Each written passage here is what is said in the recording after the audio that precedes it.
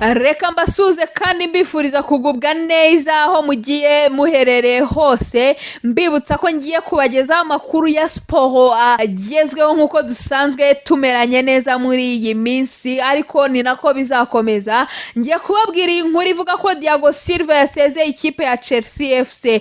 Nyuma y'imyaka 4 Thiego wari myugariro wa Chelsea FC yasezeye muri ikipe mu gahinda kenshi agaragaza ko mu mwaka utaha w'imikino tazaba ari kumwe nayo. Ubutumwa bwashyizwe hanze hifashishijwe imbuga nkoranyambaga ze n'izikipe ye kuwa mbere tariki ya 29 Mata uyu mwaka, mbese ubwo ni uyu munsi. Mu mwaka wa 2020 nibwo Thiego yageze muri Chelsea amaze gusoza amasezerano yo muri Paris Saint-Germain yo mu Bufaransa yakiniraga icyo gihe. Igihe cye cyo kuhagera ntabwo abafana bari bemerewe kugera ku kibuga kugira ngo bamwakire ndetse banamwereke urukundo cyane ko yari agiye kuyobora ubwugarizi bwayo. Thiego avuga ko kwakirwa ko yavuze ko byatinze, ariko amaherezo abafana bageze ku kibuga ndetse bakanamwereka urukundo rudasanzwe ruzatuma yifuza gusubira muri ikipe ku bundi buryo. Thiego rero yasezeye ikipe ya Chelsea akoresheje aya magambo, aho yavuze ati Chelsea ivuze ikintu kinini, nageze hano mu bihe by'ibyorezo bitari umwanzuro wanjye gusa ahubwo ni uw'umuryango. Aho abafana bagarukiye baranyishimiye bidasanzwe, abana banjye ubu barayikinira kandi bazagumana nayo. Ibyo nakoze byose mu myaka 4 nizera ko natanze ibyo nari mfite byose, ariko murabizi buri kintu kigira intangiriro hagati ndetse n'iherezo. Ntibivuze ko ngiye burundu, nizeye ko amarembo nsize afunguye kugira ngo nzabone uko ngaruka hano mu zindi inshingano. Umunyabrezil Thiego Emiliano da Silva yageze mu ikipe ya Chelsea amaze imyaka 18 muri Paris Saint-Germain, ubwo ni PSG, nayo yagezemo avuye muri AC Milan yo mu Butaliyani. Usibye kuba kapiteni wa Chelsea, yayikiniye imikino irenga 109 afatanya nayo kwegukana UEFA Champions League mu mwaka w'imikino w'2020-2021, UEFA Super Cup mu mwaka w'2021 na FIFA Club World Cup mu mwaka w'2021. Uyu mwaka w'imikino ntiwigeze uhira uyu mukinnyi kuko yagize imvune y'akagomba mbari yatumye adakira imikino myinshi, ndetse mu mukino wo kuwa gatandatu Chelsea yanganyijemo na Aston Villa ibitego 2-2, akaba yaragiriyemo indi mvune. Nubwo afite ikibazo, ariko bivugwa ko hari ibiganiro hagati ye ndetse na Fluminense wabo ku buryo ariyo yazasorezamo umupira w'amaguru. Reka amakuru yacu ya siporo nyakomereze hano mu Rwanda.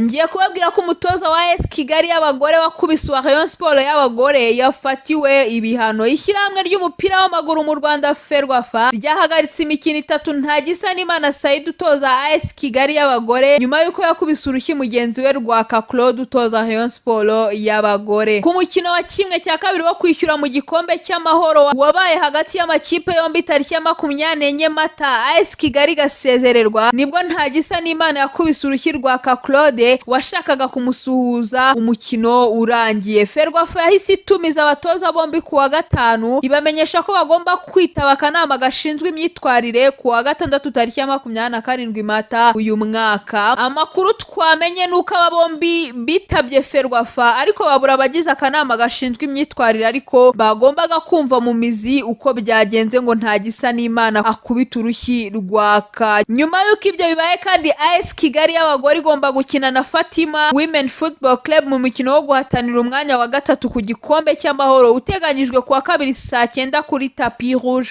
Ferwafa yahise yihutira guhagarika uyu mutoza. Ubunyamabanga bwa Ferwafa bwandikiye ntagisa n'Imana Saida ko yahagaritswe imikino 3 kuva igihe yabimenyesherejwe, ariko bitabujijwe ko hari ibindi bihano ashobora kuzahabwa n'akanama gashinzwe imyitwarire. Ibi bivuze ko ibihano by'umutoza wa AS Kigali Women Football Club bishobora kwambukiranya bikagera mu mwaka w'imikino utaha, kuko shampiyona y'abagore nayo yamaze gushyirwaho akadomo. Ntagisa n'Imana Saida yagizwe umutoza wa AS Kigali Women Football Club muri Gashyantare nyuma yo kwirukanwa kwa Mukamusoni na Theogenie yari yungirije. Amakuru yacu y'imikino reka tuyasoreze hano nanone ni mu Rwanda, aho ngiye kubabwira ko Muhoza wacunguwe Etoile de l'Est yakiriwe nk'umwami ku ishuri yigaho. Muhoza Daniel wahesheje Etoile de l'Est amanota 3 y'ingenzi imbere ya Marine yakiriwe bidasanzwe na bagenzi be n'ubuyobozi bw'ikigo cya Groupe Scolaire Gasetsa TSS. Ni igikorwa cyabaye kuri uyu wa mbere tariki ya 29 Mata uyu mwaka, ubwo Muhoza w'imyaka 17 yajyaga kwiga nk'ibisanzwe maze agasanga bagenzi be bakoze 200 agomba kunyuramo hagati bamukomera amashyi mu kwishimira kubw'akazi keza yakoze mu mpera z'iki cyumweru. Ku cyumweru tariki ya 28 Mata uyu mwaka, Etoile de l'Est yari yakiriye Marine FC mu mikino wishiraniro cyane ko iyi kipe yo mu burasirazuba iri ku rugamba rwo kurwana no kutamanuka mu cyiciro cya kabiri. Igitego cya Muhoza Daniel cyo ku munota wa 43 nicyo cyatandukanije impande zombi bituma Etoile de l'Est igira amanota 28 inganya na Bugesera FC